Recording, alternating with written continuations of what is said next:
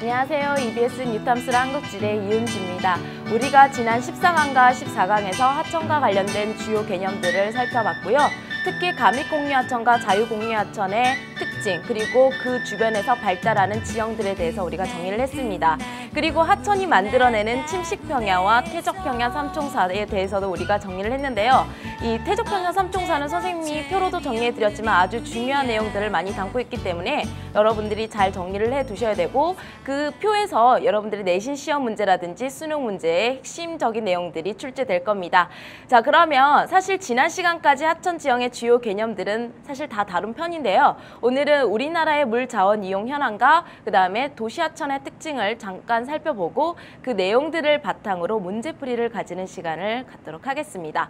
자, 그러면 우리 물 자원 현황, 우리나라의 물 자원 현황은 어떻게 되어 있나?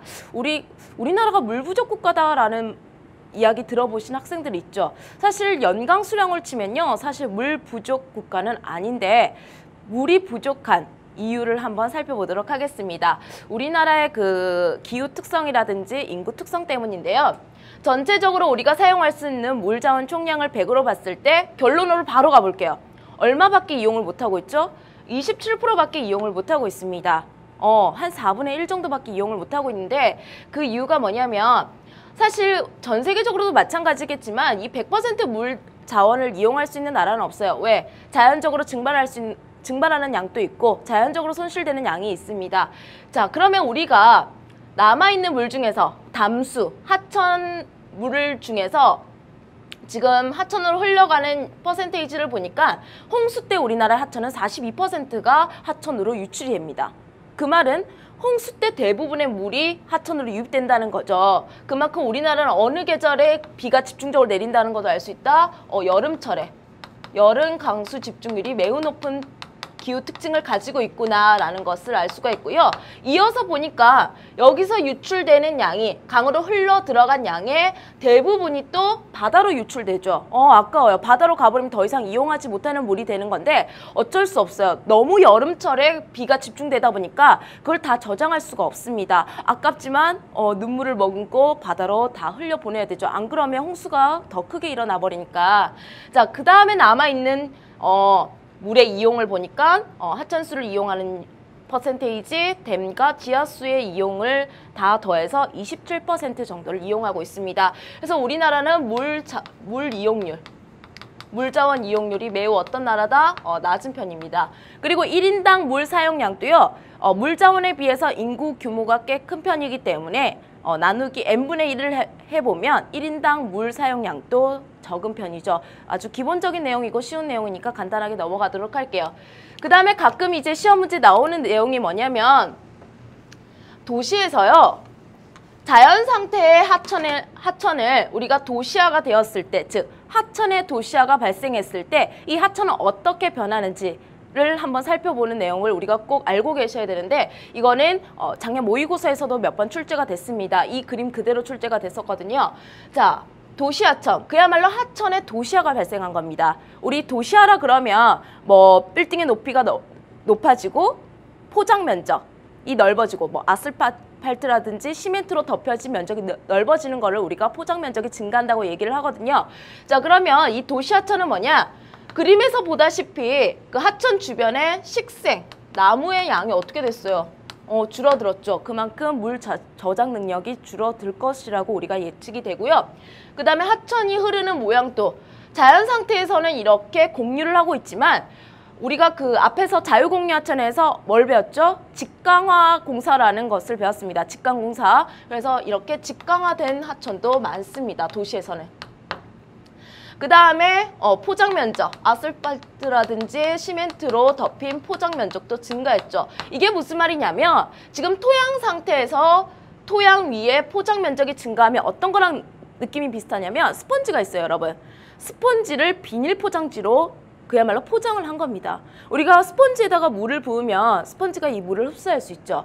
그런데 그 스펀지에다가 비닐 포장지로 포장을 하면 거기다 물을 부었을 때 그 스펀지의 능력은 기능은 없어져 버리는 거랑 똑같은 거죠. 그게 바로 도시하천의 특징으로 다 연결이 되는 건데 자 우리가 이 표를 통해서 한번 생각을 해보도록 할게요.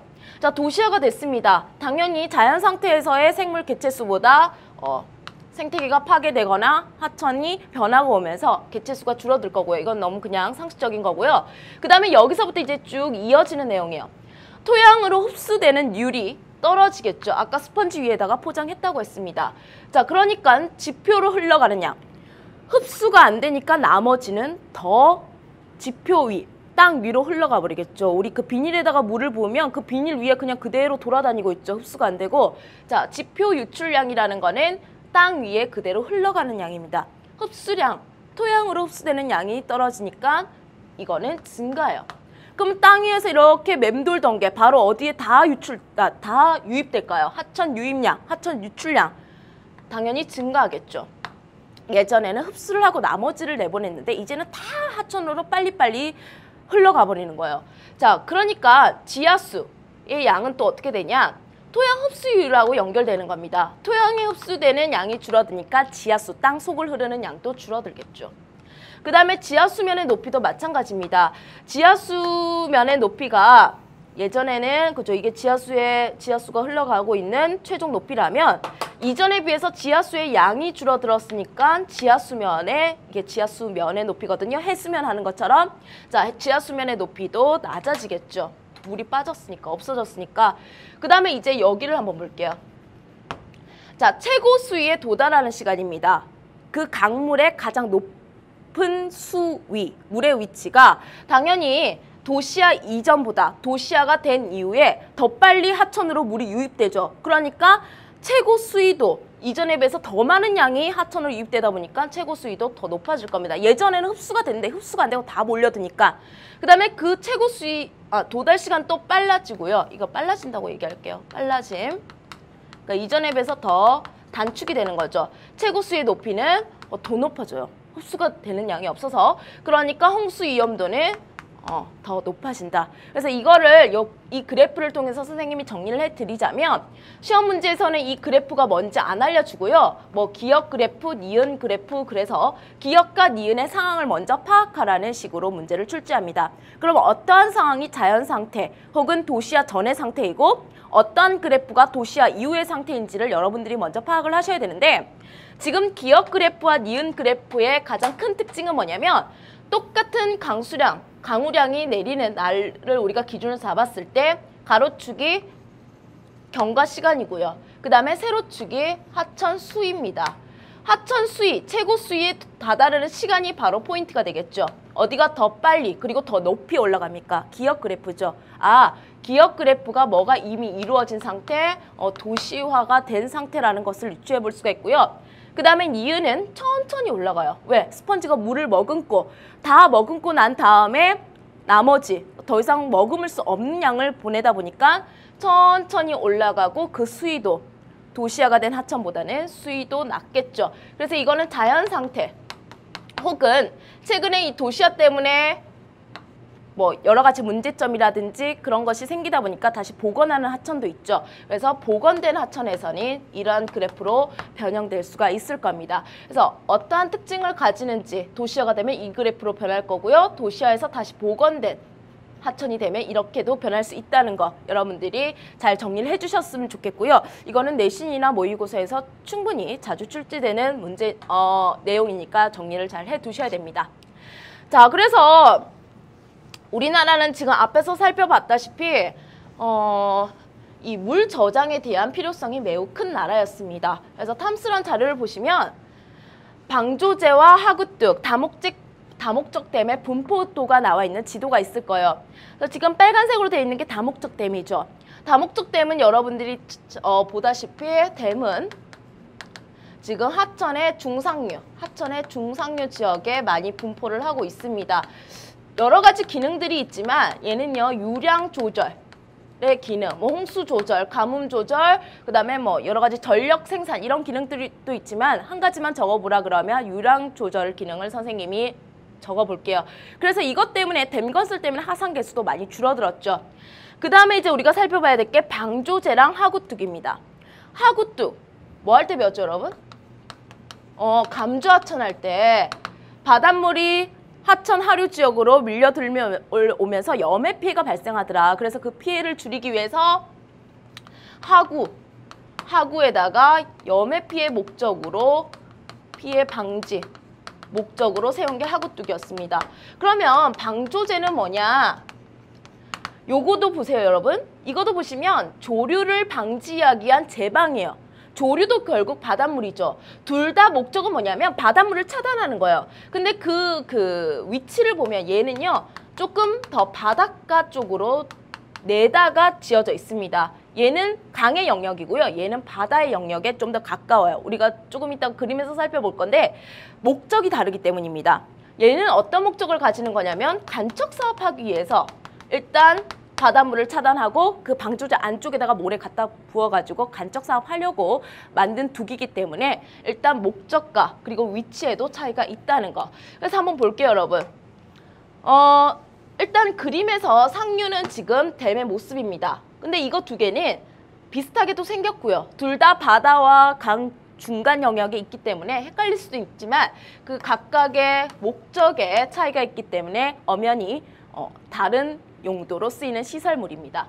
그래서 선생님이 여기를 한번 봤어요. 금강 하구를 봤더니 우리 금강, 영산강, 그 낙동강에는 하구뚝이 있죠. 그래서 이 금강 하구에는 이렇게 하구뚝이 있어요. 그런데 어때요, 여러분? 좀 더 강의 영역에 있죠. 하구.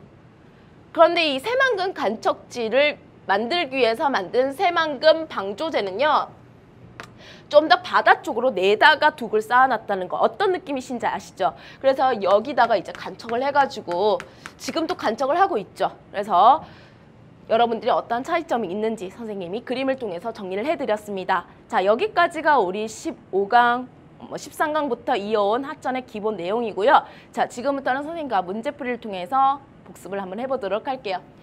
자, 첫 번째 문제입니다. 자, 교재 58쪽에 스스로 풀어보기 문제인데 13강에서 배웠던 주요 개념들이 나올 거예요. 자, 먼저 포인트를 한번 보시면 A강과 B강에 대해서 우리가 그 대략적인 위치를 알아야 되는데 시험 문제에서는 여러분들에게 정말 사소한 강을 물어볼 가능성은 낮습니다. 자, 그래서 생각을 해보니까 우리 남한에서 4대 강이 뭐가 있었죠? 한강, 금강, 영산강, 낙동강이 있었는데 이 비하천을 보세요. 지금 남해안으로 빠져드는 아주 긴 하천이죠. 아, 비가 뭐라는 거? 낙동강이라는 거를 바로 알 수가 있습니다. 그 다음에 여기를 보면 여기가 이제 태안반도고요. 여기가 이제 충청남도, 충청 지역을 지나서 이렇게 흐르는 이게 바로 뭐냐면 금강입니다. 수도권에 사는 친구들은 이 한강 빼고는 다른 강의 위치를 잘 모르는 학생들이 있는데 하나하나 우리가 익혀갔으면 좋겠고요. 그러면 한번 볼게요. A 하천은 B 하천보다 유역 면적이 넓다. 사실 이 A와 B가 무슨 하천인지도 몰라도 풀 수 있는 문제입니다. 사실 이런 게 수능 유형인데요. 뭔지 모른다고 쳤을 때도 우리가 유역 면적의 개념이 뭐예요, 여러분? 분수기를 기준으로 그 안쪽이 강이 흐르는 유역이죠. 그리고 그 면적이 유역 면적입니다. 그러면 A강의 면적은 이거예요. B강의 면적은요? 이거죠. A, B가 뭔지 몰라도 풀 수 있는 문제입니다. 자, 그래서 A는 B보다 넓다? 아닙니다. 자, 그래서 정답이 1번에서 나와요. 그러면 그 다음에 이제 하구뚝이 설치되었는지 없는지의 유무. 이거는 주관식으로 내도 하나도 안 이상한데 금강, 영산강, 낙동강에 있죠. A, B 둘 다 있습니다. 그 다음에 분수계 일부, 즉 A 하천과 B 하천을 나누는 경계의 일부에 소백산맥이 포함되어 있는지 본다면 남한에서 선생님이 태백산맥하고 소백산맥이 흐르는 방향과 위치는 알고 있어야 된다. 그래서 태백산맥은 여기가 이제 그 연장선이고요. 소백산맥은 이 라인이죠. 그래서 맞습니다. A의 유역에는 대전, 금강을 흐르는 대도시 중에 하나가 대전이 있고요. 낙동강을 흘러가는 도시 중에 대표적인 곳이 대구가 있죠. 이거는 뭐 상식적으로도 알고 있어야 되는 부분이고요. 한강을 흐르는 대도시 뭐가 있죠, 여러분? 서울이 있죠. 자, 그 다음 A는 B보다 발원지로부터 하구까지의 거리. 이게 뭐예요, 여러분? 발원지로부터 하구까지의 거리. 유로죠, 유로. 이거는 뭐 외우는 거 아니라도 그림을 봐도 알 수 있지만 우리 남한에서 가장 유로가 긴 하천은 낙동강이었습니다. 그래서 이 스스로 풀어보기 교재 58쪽 위에 보시면 우리나라 하천의 기본 개념에 대해서 잘 정리를 해놨고 여러분들이 스스로 정리를 할 수 있는 기본적인 내용이니까요. 한번 보시길 바랍니다. 자, 그 다음 스스로 풀어보기 두 번째 문제입니다. 이 문제 좋아요, 여러분. 충분히 모의고사라든지 수능에서도 볼 수 있는 유형이고요. 우리나라는 이렇게 생긴 퇴적평야가 아주 많다고 했습니다. 퇴적평야 삼총사 중에 선상지, 범람원, 삼각주 중에 우리나라에 엄청 많은 게 뭐였죠, 여러분? 범람원이었죠. 이게 바로 범람원 지형도입니다. 범람원 지형도는 딱 정해진 게 없어요. 워낙에 많기 때문에 어떤 게 나와도 하나도 안 이상한데 어떤 것을 통해서 선생님이 자연재방인지 배우습지인지 구릉성 침식지인지를 파악해야 된다. 토지용을 보라고 토지용을 보라고 했는데 자, 범람원은요. 범람하는 과정에서 하천 바로 옆에 고도가 높고 주로 모래알갱이가 퇴적되어 있는 자연재방이 있고요. 그 다음에 좀 더 미세한 입자, 밀입질이 퇴적되어 있는 배우습지가 있다고 했습니다. 각각의 토지용은 당연히 토양의 투수성에 의해서 나뉘어지는데 투수성, 물이 빠지는 정도가 매우 좋아요. 배수가 양호하죠. 이런 배수가 양호한 지역에서는 우리가 논농사가 불가합니다. 그래서 밭농사라든지 과수원 표시가 있어야 되고요. 그 다음에 이게 배수가 불량한, 물이 잘 안 빠집니다. 그래서 어느 정도의 배수 시설을 갖춘 다음에 우리가 논농사를 한다고 말씀을 드렸죠. 아, 그래서 이 나 부분이 바로 뭐가 되냐면 자연재방이구나. 나 부분이 자연재방. 그 다음에 다 부분이 배우습지구나 라는 것을 우리가 파악을 해야 문제를 풀 수가 있고요. 그러면 이 가는 뭐냐? 가를 보시면 여러분 지금 어려운 얘기가 될 수 있는데 등고선을 보시면 다와 나보다도 더 고도가 높은 곳이에요. 선생님 간단하게 얘기를 해보자면 조금 더 그리면 가는 약간 이런 곳이죠. 가. 자연재방보다도 고도가 높아요. 배우습지보다도 당연히 높죠. 그래서 여기를 우리가 구릉성 침식지라고도 얘기를 하는 부분인데 우리 배산임수 지형에서 가장 선호하는 지역입니다. 왜? 산보다는 경사가 낮기 때문에 상대적으로 완만하고요. 그 다음에 강에서 멀리 떨어져 있기 때문에 홍수의 피해도 우리가 줄일 수 있죠. 그래서 이런 것을 우리가 구릉성 침식지, 구릉지, 산기슭이라고 얘기를 합니다. 그래서 기호를 딱 봤더니 집들이 많이 모여있다. 그래서 고도가 더 높다라는 거를 알고 계시면 되고요. 그래서 여기가 나, 그 다음에 다 이렇게 정리를 할 수 있겠죠. 하나의 그림으로 그려준다면 자, 나는 인접한 배우습지보다 해발 고도가 높다. 자연재방은 당연히 배우습지보다 고도가 높다. 자연적으로 만들어진 재방이다. 맞는 복입니다. 가는 다보다 홍수 위험이 낮다. 가가 구릉지죠. 당연히 배우습지보다도 더 홍수 위험이 낮겠죠. 고도가 높다 보니까 어느 순서대로 위험성이 낮냐면 가, 나, 다 순서대로 위험성이 낮습니다. 나는 다보다 배수가 양호하다. 배수가 양호하니까 지금 밭농사 표시가 있다는 거 확인되시죠? 다는 나보다 토양의 평균 입자 크기가 작다. 그러니까 배수가 불량해서 논농사를 짓고 있다. 가는 자연재방, 다는 배우습지다. 자, 가는 선생님이 자연재방이 아니라 구릉지라든지 산기슭이라든지 산록 완사면이라든지 이런 단어가 나와줘야 된다고 했습니다. 자, 그래서 정답은 5번이 틀렸고요. 나머지 내용 꼼꼼히 정리를 해두셨으면 좋겠습니다. 자, 그 다음 우리 기본 문제 1번 함께 보도록 하겠습니다. 자, 주요 하천 하계망인데요. 앞에서 봤던 그림이죠. 자, 바로 들어가면 한강과 금강의 유역 면적이에요. 분수계를 기준으로 그 안쪽의 면적이니까 한강하고 금강을 봤을 때 당연히 한강의 유역 면적이 넓습니다. 1번 보기는 맞고요. 영산강과 낙동강의 발원지로부터 하구까지의 길이, 우리가 유로 길이 비교하는 거죠. 잘 알고 있다시피 이제 낙동강이 가장 길다는 거는 여러분들이 이제 너무 잘 알고 있을 거라고 생각을 하고요. 그 다음에 3번부터 5번까지를 보시면 A하고 B를 비교를 해놨죠. 그야말로 A하고 B가 뭔지를 살펴보고 각각의 특징을 비교하는 건데 하나의 한강이라는 유역 면적 안에서 B는 좀 더 높은 경사도를 가지는 산지 지역을 흐르는 그리고 지류에 해당하는 상류 지역을 흐르는 하천입니다. 그리고 그 물줄기들이 모여서 지류들이 모여서 하나의 본류로 흘러나가는 한강의 하류 부근에 해당이 되죠. 그래서 A가 하류고 B가 상류인지부터 파악을 한 다음에 어떤 내용들을 묻는지 볼게요. 평균 유량이에요. 당연히 A에서 많아야겠죠. 그 다음에 하방 침식 능력. 이것도 상류에서 더 우세하니까 B가 더 활발한 거 맞습니다. 자, 그 다음에 퇴적물의 평균 입자 크기.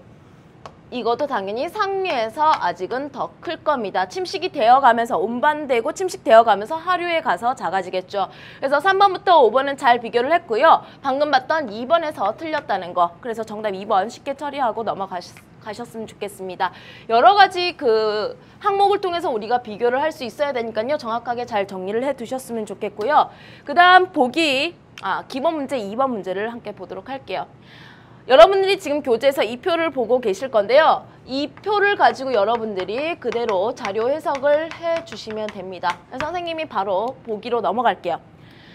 이 자료를 통해서 하천 유출량, 하천으로 유출되는 양이 우리가 지금 이용 가능한 물 자원 양입니다. 지금 58%라고 되어 있죠. 그 양 중에 대부분이 홍수 때 유출이 된대요. 어느 계절에? 여름철에 주로 유출되는 양이 절대적으로 많구나. 여름철이 많다. 맞습니다, 여러분. 그 다음에 물자원 총량 중에서 총 이용량이 얼마죠, 여러분? 26%죠. 이 자료에서는 26%는 바다로 유출되는 양이 몇 %죠, 여러분? 32%보다 많다라고 했으니까 이게 틀렸습니다. 2번은 그냥 틀렸다는 거 표시를 하고요. 우리나라가 이렇게 물자원 이용률이 낮은 주요 원인은 여름철에 강수가 집중된다. 하계 강수 집중률이 높다. 똑같은 얘기죠. 그래서 뭐가 높았습니까, 여러분? 앞에서. 그래서 하산 개수가 높았던 거죠. 그래서 다 연결이 되는 얘기고요. 이렇게 표현해도 맞는 얘기라는 거. 그 다음에 녹색댐의 기능을 강화한답니다. 여러분, 녹색댐은 댐이 녹색이 아니고요. 우리가 이 숲을 비유적으로 녹색댐이라고 표현을 합니다. 왜? 댐과 같은 기능을 하기 때문이죠. 댐이 어떤 기능을 하죠? 물 저장 기능이 있는데 이 숲이 나무 뿌리에서 물을 저장하면서 숲이 많으면 많을수록 녹색 댐의 기능, 즉 물 저장 능력이 높아집니다. 그러면 저장을 해놨다가 물이 필요할 때 하천으로 유출시켜서 사람들이 이용할 수 있게 해줄 수 있겠죠. 자, 그러니까 평상시에 필요할 때 하천으로 유출시킬 수 있는 비중을 기존의 15%보다 더 높일 수가 있다는 그 설명이에요, 여러분. 무슨 말씀인지 아시겠죠? 그 다음에 하천 유출량 중 우리 하천으로 유출되는 게 지금 58%라고 계속 보고 있는데 그 중에서 바다로 유출되는 게 32%자. 절반 이상이 이렇게 되고 있습니다. 그래서 쉬운 자료 해석 문제니까요. 여러분들이 표를 꼼꼼하게 보시면서 하나하나 확인을 해 가시면 그런 문제 유형이에요. 자, 그 다음 기본 문제 3번부터 우리가 배웠던 지형도를 통해서 우리가 해석을 해내야 되는데, 자, 내가 몰랐던 지역이 나온다고 해서 당황하지 않아도 됩니다, 여러분. 분명히 배웠던 거를 문제에서 냈을 거니까 내가 알고 있다라는 자신감을 가지고 문제에 접근하시면 돼요. 지금 지도에 나타난 충적지형이죠. 충적지형이 뭐예요, 여러분? 퇴적지형입니다. 충적평야, 퇴적평야 같은 말인데, 그러면 퇴적평야 중에 우리가 3가지밖에 안 배웠어요. 선상지, 범람원, 그 다음 삼각주인데, 지금 여기가 산 아래쪽, 지리산 국립공원, 아주 높은 산의 그 아래쪽에 이렇게 쫙 펼쳐져 있는 평야입니다. 일단 삼각형 모양인데 하천의 하구가 아니니까 삼각주는 아니에요. 그렇다고 범람원도 아니죠. 선상지다. 물론 선생님이 수업 시간에 다루지도 않았고요. 이 지역이 자주 나온 적도 없습니다. 하지만 선상지라는 것을 가지고 여러분들이 이 문제를 접근을 해주시면, 자, 옳게 답한 학생들을 찾아볼게요. 경사급변점에서 유속의 감소로 하천 운반물질이 퇴적되어 형성됐다. 자, 선상지가 형성되려면 선생님이 사면에서 급하게 내려오던 하천 퇴적물이 갑자기 완경사를 만나면서 이렇게 쌓일 수 있는 그런 경사급변점이 필요하다고 했죠. 계속 급경사로 내려가면 당연히 쌓일 틈이 없고요. 완경사도 이렇게 갑자기 한 곳에서 쌓일 수 있는 조건이 안 돼요, 여러분. 갑자기 이렇게 하천물이 내려오다가 넓게 퍼지는 그런 구역에서 우리가 선상지가 형성되기 때문에 지금 뒤에는 이렇게 높은 산이 있고 앞쪽으로 갑자기 물이 쫙 여러 방향으로 흩어지면서 쌓였다는 것을 알 수가 있습니다. 아주 중요한 포인트입니다, 이거. 그 다음 B의 추락이 분포해진 이유는 뭘까요? 우리가 선상지를요, 3등분으로 이렇게 나눴죠. 그 3등분이 A, B, C로 나눠서 물어보고 있는 겁니다. 가장 꼭대기에 해당하는 게 선상지의 정수리, 선정이고요. 그 다음에 선앙이고요. 그 다음에 선탄 이렇게 되는데 각각의 토지용은 여러분들이 잘 정리를 해 두셔야 됩니다. 선정은 그래도 계곡물을 바로 얻을 수가 있어요. 물이 있으면 선생님이 사람이 살 수 있다 그랬죠. 아, 취락이 형성되어 있구나. 규모는 작지만 물론 지금 현대에 들어서는 규모도 좀 많이 늘어났습니다. 자, 아무튼 취락이 형성될 수 있어요. 물이 있으니까. 그런데 여러분, 이 선정에서 빠졌던 물이 바로 이 선항은 주로 모래라든지 이런 굵은 입자로 돼 있다 보니까 물이 어떻게 할 수가 없다? 지표수로 흐를 수 없다. 그래서 뭐 아주 중요한 말이 있죠. 복류한데 있습니다. 그렇기 때문에 물이 없기 때문에 지표수를 얻을 수 없기 때문에 취락이 분포하지 않는 건데 을은요. 범람으로 침수 피해가 자주 발생한다. 이렇게 표현하면 안 되죠. 그래서 을은 선상지와 전혀 상관없는 선항에 집이 없는 이유랑 전혀 상관없는 얘기를 하고 있고요. 그 다음에 병을 볼게요. 해발 고도가 높고 태적물의 평균 입자 크기가 큽니다. C보다 A는요. C보다 A 지역은 당연히 지금 먼저 쌓인 거예요. 선생님이 어떤 게 먼저 쌓인다 했죠? 굵고 무거운 입자가 먼저 쌓인다고 했습니다. 그렇기 때문에 해발 고도가 높은 곳에 태적물의 크기가 큰 입자들이 쌓여 있다. 라는 설명 맞습니다. 자동으로 지금 맞죠. 그 다음에 우리나라 이 지역이 빈약한 이유, 분포가 빈약한 이유는 뭐라고 했죠, 여러분? 앞에 조건이 경사 급변점이 있어야 만들어지는데 그게 없다는 얘기겠죠. 우리나라는 저산성산지의 특징을 가지기 때문에 이게 없는 겁니다. 그래서 정은 전혀 상관없는 얘기를 하고 있기 때문에 자, 정답은 갑과 병 2번 처리해 주시면 되는 내용이고요. 아주 기본적인 것을 바탕으로 물어보고 있습니다. 그래서 각각의 위치와 그 다음에 특징을 잘 비교해서 정리를 해두시면 되겠고요. 자, 기본 문제 4번으로 가시면 일단 이 가나다를 선생님과 먼저 살펴볼게요. 자, 가하천을 먼저 볼게요. 가하천은 주변이 지금 등고선이 매우 좁고 그 다음에 경사가 매우 급한 것을 보니까 주변이 매우 높은 산지구나. 거기를 흘러가는 가는 가믹공유하천이라는 것을 일단은 체크를 하셔야 되고요. 그 다음에 나는요. 주변의 산지임에도 불구하고 강 옆에 그래도 상대적으로 완만한 그러한 계단 모양의 지형, 하안당구가 있다는 것도 파악을 해주셔야 됩니다. 그 다음에 다는 뭐냐면 이렇게 표시되어 있죠. 기호가. 이거는 선생님이 암석 표시라 했습니다. 우리 해안 지형, 바닷가 지형에서도 이 표시가 나오는데요. 아무튼 이거는 침식과 관련된 그러한 지형입니다. 자, 그래서 보시면 이 다는 공격사면이고 다의 맞은편이 지금 모래 표시가 이렇게 되어 있으니까 퇴적사면이구나 라는 것도 파악을 하고 문제를 풀어볼게요.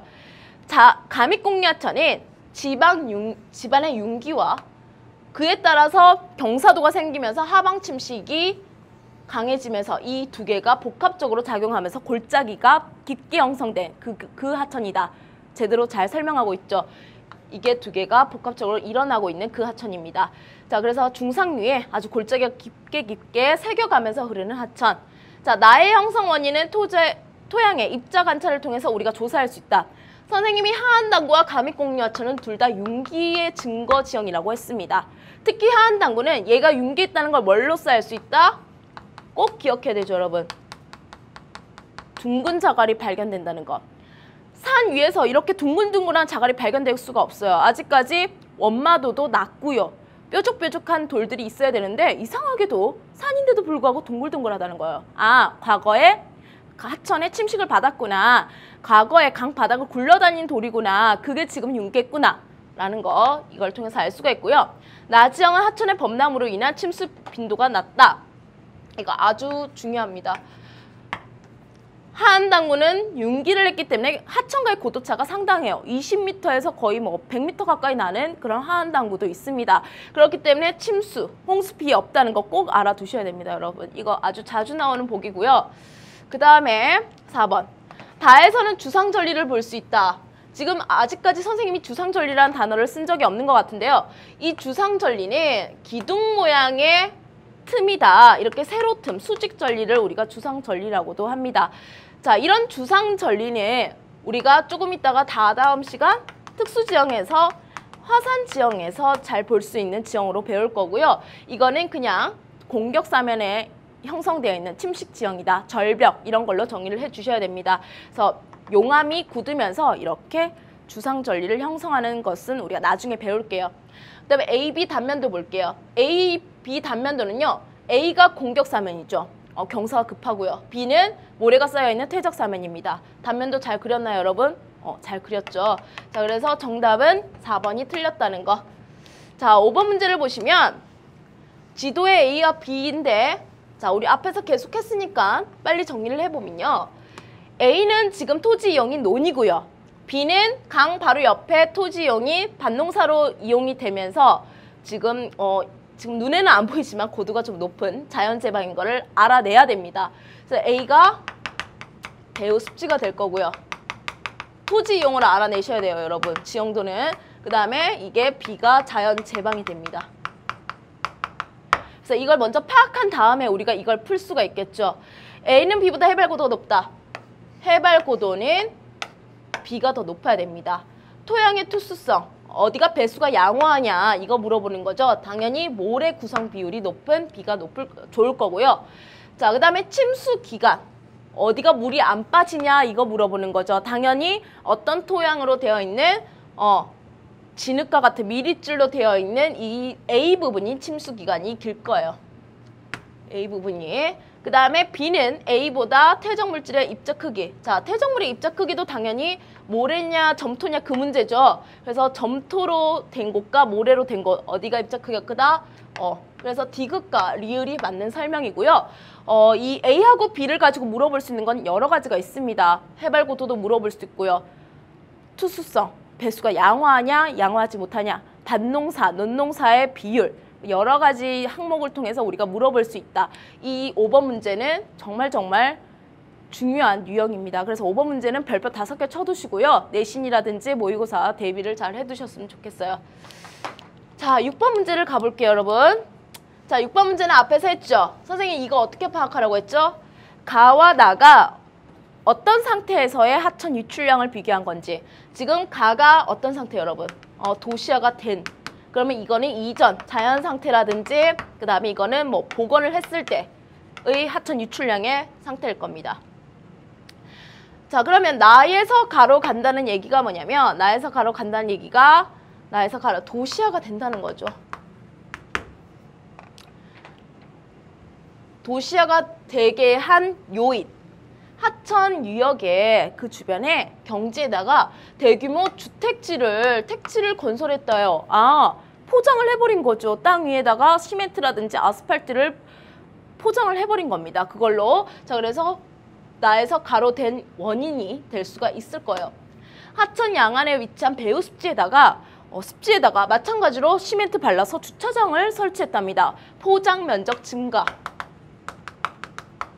공통적으로 그러한 내용들을 담고 있는 기억하고 니은이 바로 정답이 될 것 같은데요.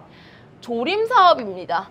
조림사업과 같은 거는 오히려 물 저장 능력을 높여가지고 가에서 나로 갈 수 있는 그러한 내용으로 우리가 다룰 수 있고요. 그래서 이제 인목 축적량, 그냥 숲이라든지 나무의 축적량이 늘어났다는 그런 내용이니까 똑같은 얘기입니다.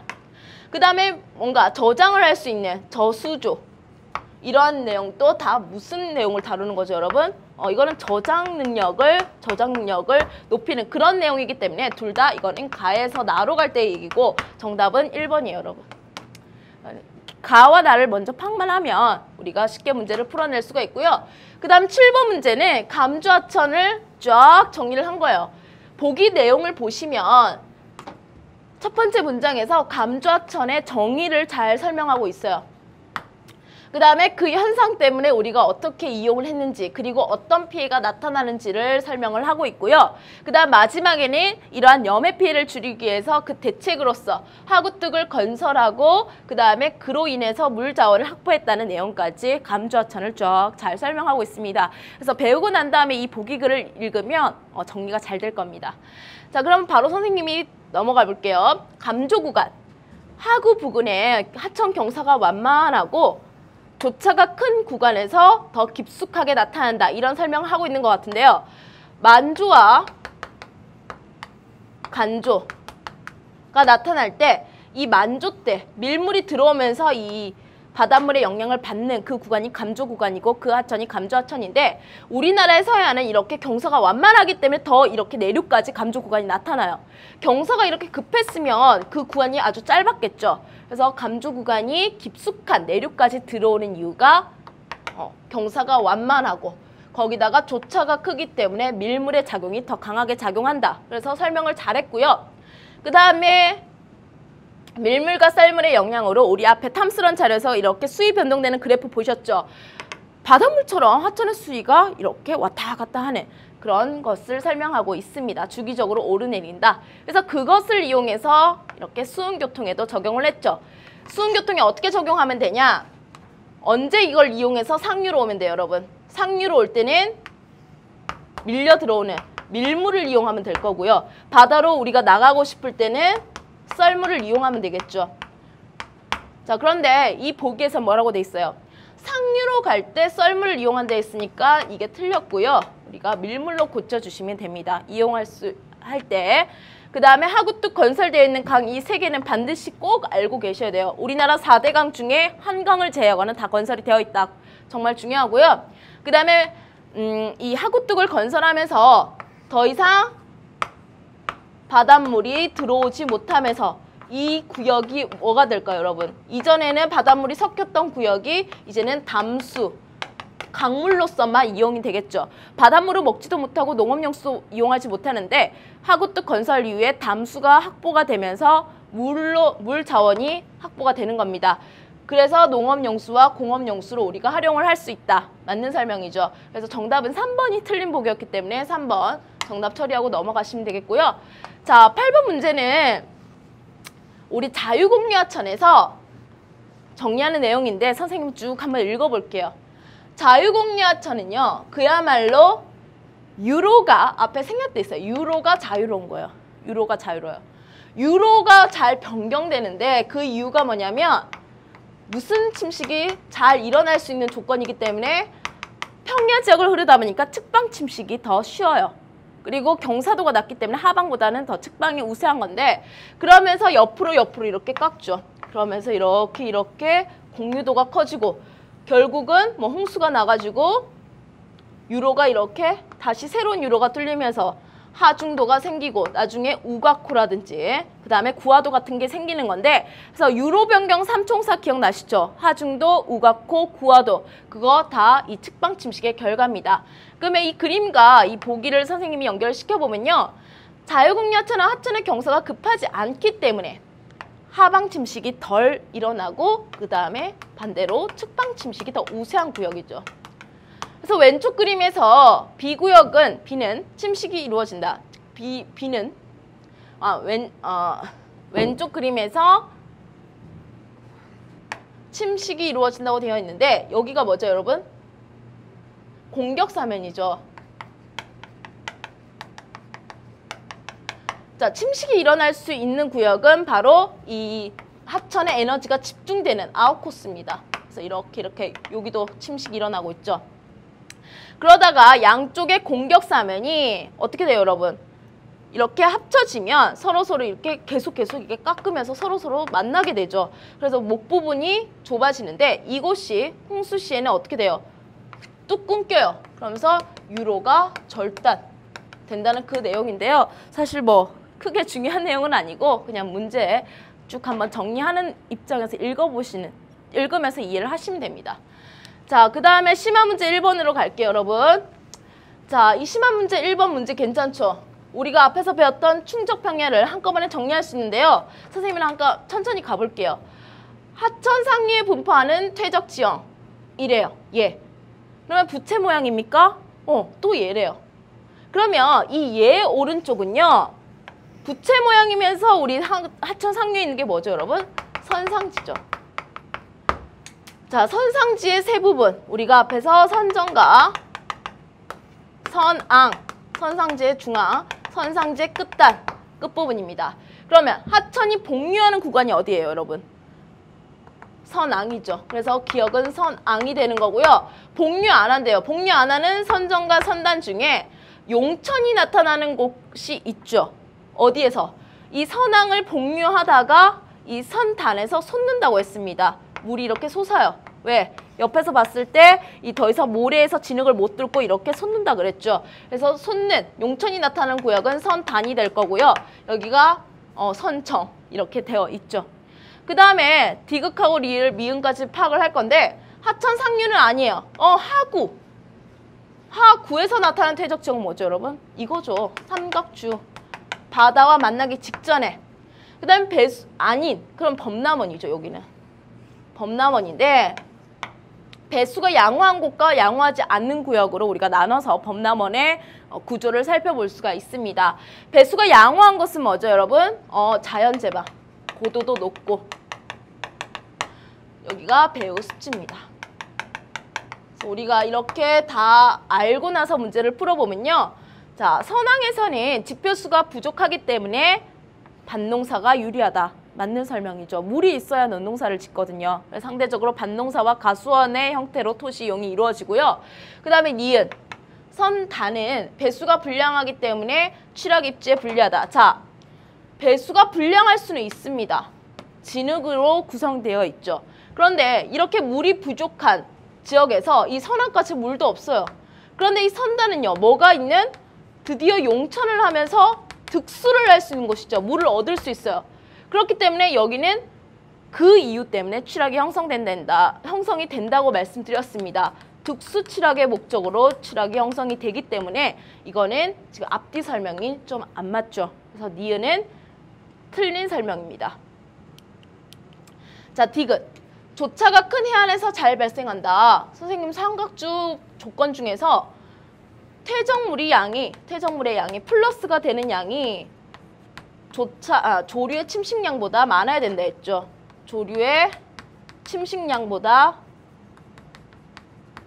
많아야, 공급되는 게 많아야 쌓여 있겠죠. 그렇기 때문에 조차가 큰 해안에서는 이 삼각주가 만들어지지 못한다. 그래서 우리나라 서해안은 퇴적물을 아무리 갖다 줘도 조차가 너무 크기 때문에 삼각주가 만들어지지 않는다고 말씀을 드렸습니다.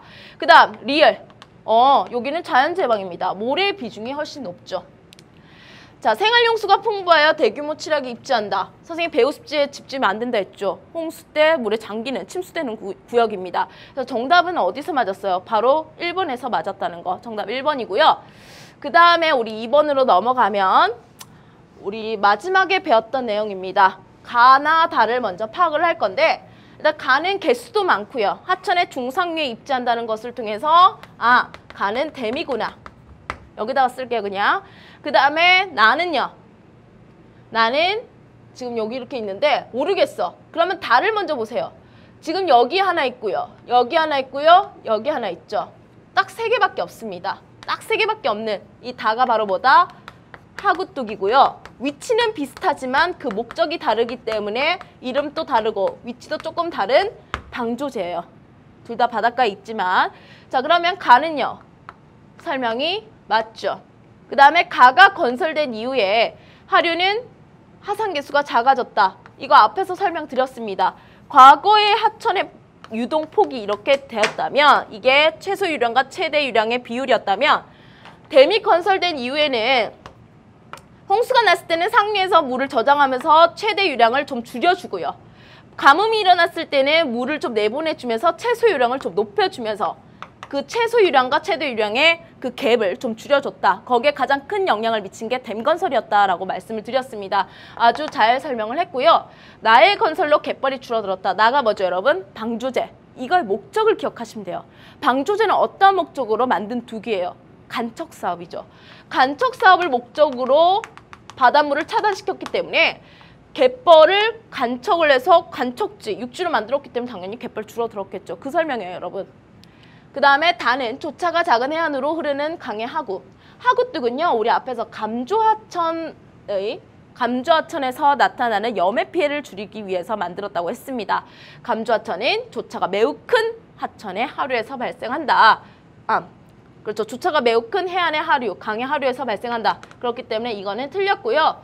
나와 다를 통해 확보된 물을 이용해서 우리가 바닷물을 차단해서 확보된 강물이 있겠죠. 그걸 가지고 우리가 좀 더 담수를 더 많이 활용할 수 있다라고 설명을 드렸습니다.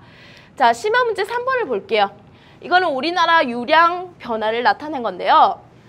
자, 우리나라 대표적인 한강과 낙동강만 보더라도요. 지금 최소 유량이 나타나는 계절과 최대 유량이 나타나는 계절의 차이가 아주 높다는 것을 알 수 있습니다. 그래서 갑이 뭐라고 해요? 이걸 보면서 하산 개수가 매우 큽니다 라고 잘 얘기를 하고 있죠. 그래서 교사가 그 원인이 무엇일까요? 라고 학생들한테 질문을 던지고 있습니다. 그 질문에 대한 답으로 옳지 않은 학생을 찾는 건데요. 그러면 한번 을부터 볼게요. 잘 얘기하고 있는지. 하산 개수가 큰 이유가 계절에 따른 강수량의 차이가 크기 때문이에요, 선생님. 여름 강수 집중률이 높기 때문이에요 라고 잘 얘기하고 있습니다. 다른 계절에는 거의 강수량이 매우 적죠.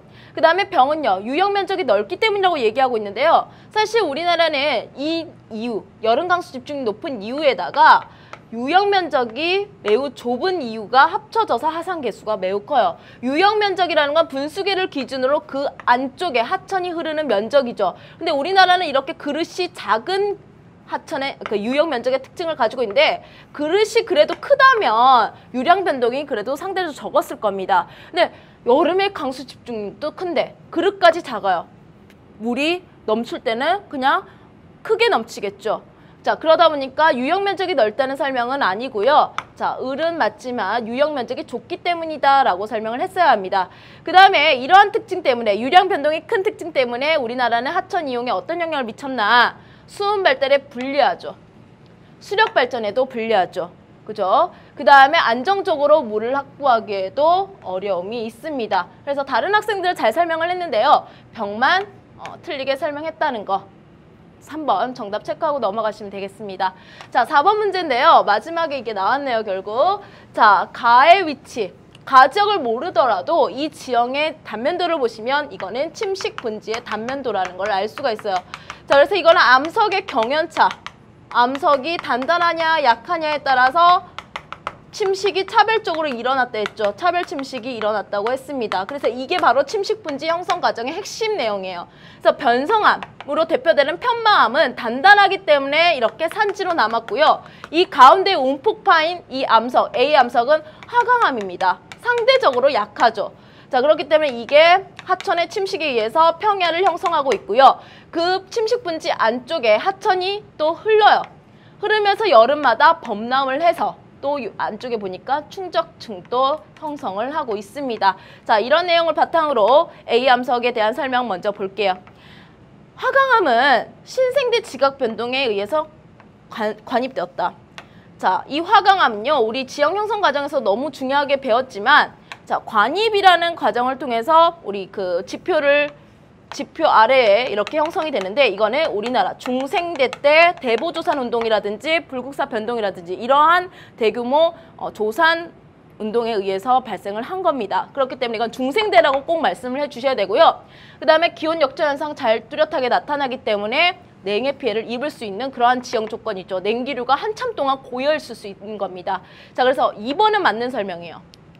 자, 3번 충적층은 하천 범람으로 형성됐죠. 여기가 위치적으로는 하천의 중상류지만 그 안쪽은 평야이기 때문에 하천의 하류와 그 하천이 범람할 수 있는 조건은 거의 동일해요. 그래서 범람원에서 구성되어 있는 자연재방과 배후습지를 볼 수가 있고요. 자, 4번은요. 그 안쪽에 위치한 평지로 농사도 지을 수 있고요. 그 다음에 취락을 형성하기도 좋고요. 그 다음에 주변에 산지로 둘러싸여 있어서 외적 방어도 유리하기 때문에 예로부터 지방 중심지로 성장을 했죠. 그래서 이 가위치가 뭐냐면 강원도 도청이 있는 강원도에서도 가장 큰 도시 중에 하나인 춘천이고요. 침식 분지에서 잘 나오는 지역이 여기 양구 시험 문제 잘 나오죠. 이 두 군데가 아주 잘 나옵니다. 그 다음에 뭐 남원, 춘향의 고향 남원이라든지 그 다음에 안동 이런 데도 침식 분지 지형으로서 자주 출제된다는 거 알아두시고요. 5번. 변성암은 화강암보다 강하기 때문에 산지로 남았다. 정확하게 잘 설명하고 있고요. 아까 틀린 설명은 그 화강암, 중생대 때 관입됐다는 거 꼭 기억을 해주셨으면 좋겠습니다. 자, 5번 문제는 사실 여러분들이 충분히 해설지를 통해서도 이해할 수 있기 때문에 스스로 한번 해보시길 바라고요. 자, 여기까지 우리 하천지형 함께 정리를 해보았습니다. 다음 시간에 우리 해안지형 공부를 할 차례인데요. 미리 자료를 다운받으시고 준비해 주셨으면 좋겠습니다. 우리 다음 시간에 만나도록 할게요.